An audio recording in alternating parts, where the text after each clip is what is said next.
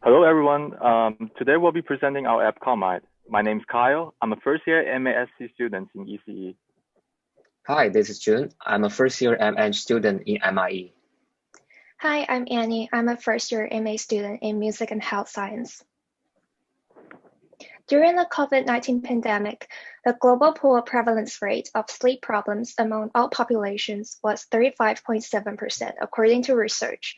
Therefore, we hope to create a tool to help individuals to cope with the problems. The goal of CalmMind is to help people who are stressed out or suffering from sleep issues by playing calm music. The idea is to find and play a piece of music that matches the user's mood and heart rate, then reduce the playback speed as the user's heart rate decreases. The music library contains a list of calm music chosen by our specialists, each classified by its speed and appropriate mood. So the app is designed based on the ISO principle, which is playing music that matches someone's mood, then gradually altered to bring them to their desired emotional state. For instance, if a client is feeling sad, a music therapist will play some slow music in a minor key to match the feeling of sadness. Then the therapist will gradually adjust the pace of music and change to pleasant melodies to alleviate sadness. However, the technique isn't limited to just one's mood. It also has physiological benefits known to have a positive response on heart rate. Let's say you are working with a client whose heartbeat is 120 BPM. This is too fast for a healthy resting heart rate.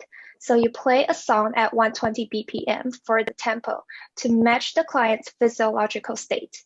Then you gradually decrease the music's tempo until you reach the desired heart rate, such as 70 BPM. Here's the structure of our app. The user state takes direct user inputs for the user's emotional status.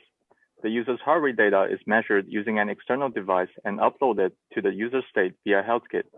These information are then used for the analysis block to perform analysis. Based on the analysis result, the music playing engine will get music from the music library and periodically query the analysis block to adjust the playback speed.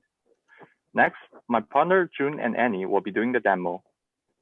In this scenario, June is a student who is very stressed out and couldn't sleep at night, so he reached out to his music therapist, Annie, to look for help. Hi, Annie. I haven't been able to sleep well recently. Can I book an appointment with you to have a music therapy session in person? Hi, June. Unfortunately, we cannot accept any in-person session at the moment due to the pandemic, but you can try using the CalmMind app and see if it helps. Sure, I got the app downloaded. What should I do now? Great. I would like you to measure your heart rate first, and then open the app when you are ready. Okay, I'm using my Apple Watch for that. It seems like my heart rate is available now, so what should I do? When you open the app, the very first page allows you to choose your current mood. So please go ahead and choose one. Okay, I'm feeling a little sad right now, so I'll click on that. What you're seeing now is the dashboard. On the top of the page, it shows your current mood and the latest recorded heart rate. Next, you can see a list of recommended music generated based on those information, where the best match track for you is indicated by a star symbol. Sounds good. Let me try the best match track.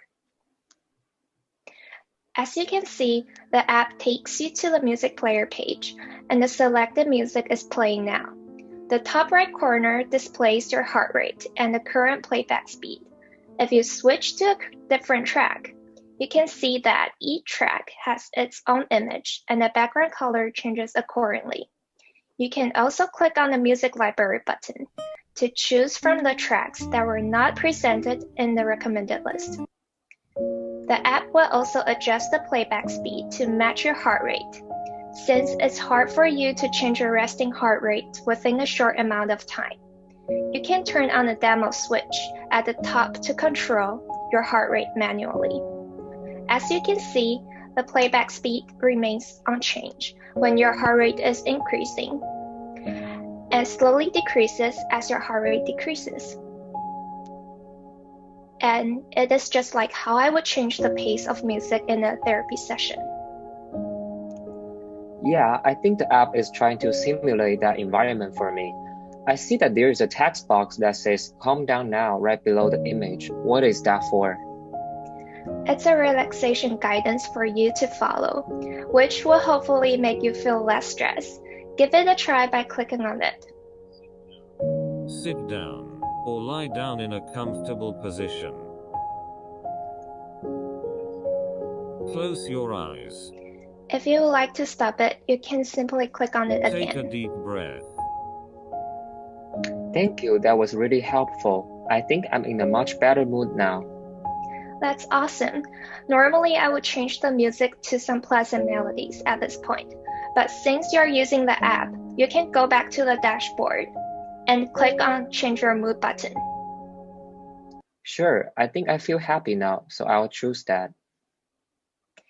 As you can see, the recommended list has changed accordingly, so go ahead and play a new track. If you would like to go to sleep now, you can click on the timer button and set the timer to stop the music.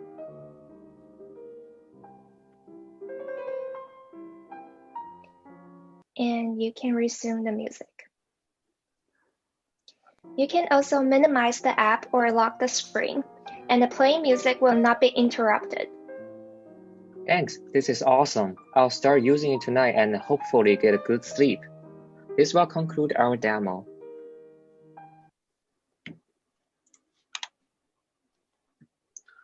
In the future, we would like to implement the following features. First of all, users should be able to upload music according to their preferences, and the app will classify music with its appropriate mood and speed.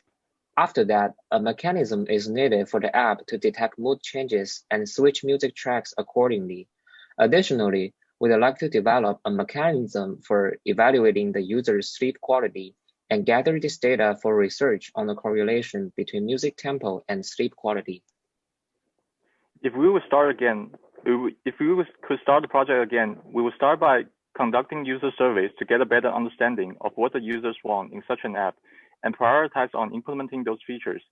As a group, we learn how to communicate and collaborate in a productive way to generate ideas for our app, even though we are all coming from a different field of study. More importantly, we learn how to improve our app's design based on presentation feedback and also learn how to properly demonstrate an app. This will conclude our presentation. Thank you for listening.